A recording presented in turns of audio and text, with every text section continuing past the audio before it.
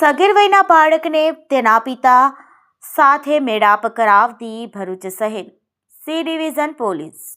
police મહાનિરીક્ષક શ્રી સંદીપસિંહ વડોદરા વિભાગ તથા ભરૂચ જિલ્લા પોલીસ અધિક્ષક શ્રી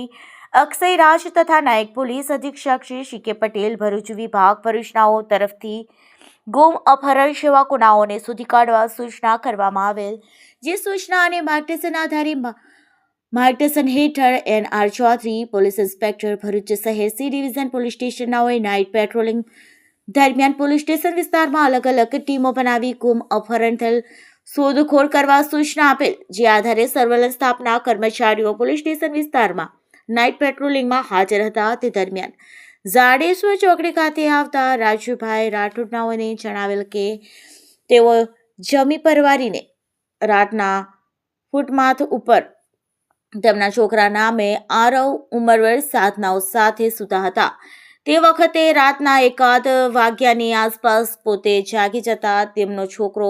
જણાય નહીં તેવી કેફિયત થતા તાત્કાલિક તમામ ટીમો દ્વારા આજુબાજુના CCTV